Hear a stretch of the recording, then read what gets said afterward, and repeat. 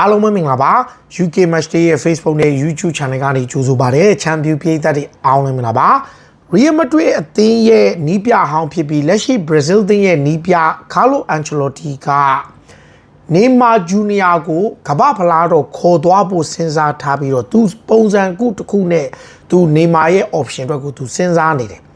ပေးသက်တော်တော်များများက Neymar Brazil နဲ့ပါပါမလားလက်ရှိ Real Madrid အသင်းရဲ့နီးပြဟောင်းဖြစ်ပြီး Brazil နီးပြဖြစ်နေတဲ့ Carlo Ancelotti ကဒါအခုလက်ရှိမှာသူအားကိုးတဲ့ Carlo Casemiro ကိုတိုင် Neymar ဟာဒီအသင်းအတွက်ဘလောက်အရေးပါလဲဆိုတဲ့အချက်အသင်းကောင်းဆောင်နောက်ခံလူ Marquinhos ကလည်း Neymar ရဲ့အရေးပါမှုကိုတောက်လျှောက်ပြောထားတဲ့အချိန်မှာ Neymar Jr တယောက်ဒါ Brazil နဲ့အတူကမ္ဘာဖလားပြိုင်ပါမလားဝင်ခွင့်ရပါမလားဆိုတဲ့မိကုန်းတွေကအများကြီးပဲ Neymar က2023အာဟီလာကိုပြောင်းလာတဲ့အချိန်တွေကနေ injury တွေဇက်တိုက်ဖြစ်တယ်ဆော်ဒီမှာတစ်နှစ်ကိုပေါင်185တန်းထိရတယ်သူဘာမှမလုပ်ပြနိုင်ခဲ့ပဲပွဲရည်အတွက်10ပွဲအောက်လောက်နဲ့သူ Santos ကိုပြောင်းသွားတယ် Santos ကိုရောက်တဲ့အချိန်မှာလဲသူ performance အထူးကြမပြနိုင်ပဲနဲ့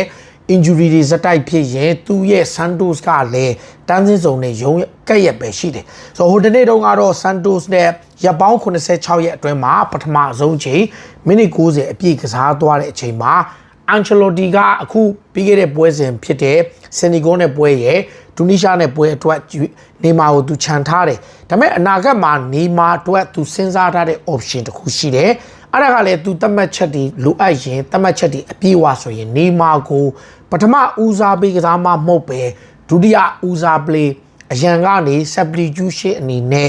option တွေနဲ့ Ancelotti ကစဉ်းစားတယ်လက်ရှိ current system မှာ Neymar အတွက်သူနေရာမရဘူးဆိုတော့သူကြိုတွက်ထားတယ်သူဘာကြောင့်လဲဆိုတော့အခုလက်ရှိမှာဘယ်တောင်မှန်က Vinicius ကိုအပိုင်ပေးထားတယ်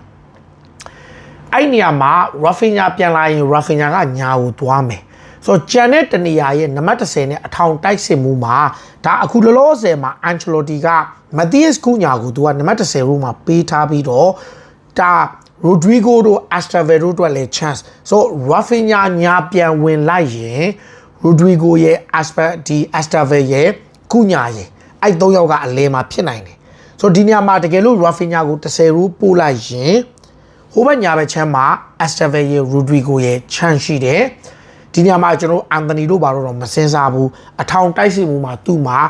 Rodrigo ကစားလို့ရတယ်Cunha ကစားလို့ရတယ် Joao Pedro ရှိတယ် Richarlison ရှိတယ်ဒါပေမဲ့သူ Neymar ကိုကွင်းလေကိုပို့ပြီးနံပါတ်10ရိုးဆိုရင်သူလုံအားကောင်းတဲ့ကစားမမျိုးသူလိုချင်တာသူကကွင်းလေက Carlo Casemiro နဲ့ Bruno Guimaraes ကိုထားတဲ့အခါမှာနံပါတ်10ကစားမဟာ Neymar အတွက်ဖြစ်မဖြစ်ဘူးဒီသားမက up and down ဆင်းရမယ် pressing လုပ်ရမယ် build up လေးမှာအားကောင်းရမယ် track back defensive ကိုအားကိုးရမယ်သူဖြစ်မဲ့အချိန်မှာ Neymar ရဲ့ physical condition ဟာဒီ position အတွက်မဖြစ်ဘူးတခါ Neymar ကိုသူတောင်ပန် position အတွက်လည်းမစင်စားထားဘူး 1v1 ကြော်ဖြတ်တဲ့အပိုင်းမှာသူရဲ့ injury နဲ့အသက်အရွယ်ကြောင့် Vinicius တို့ Rafinha တို့ဒီသားမတွေကသူ့အတွက်က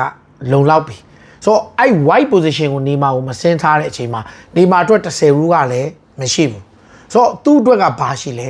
တိုက်စစ်မှုအတွက်ဒါပေမဲ့ Neymar ကလည်းအထောင်တိုက်စစ်မှုထက်စားရင် Neymar ကိုလူစားဝင်တဲ့အရန်တိုက်စစ်မှုတယောက်အနေနဲ့လိုအပ်တဲ့ attacking force number 9ပုံစံမျိုးကို Ancelotti စဉ်းစားထားတဲ့အကြောင်း Brazil ESPN ကဖော်ပြထားတယ်ဆိုတော့ဒါပေမဲ့ဒါတွေအားလုံးဖြစ်ဖို့ဆိုရင်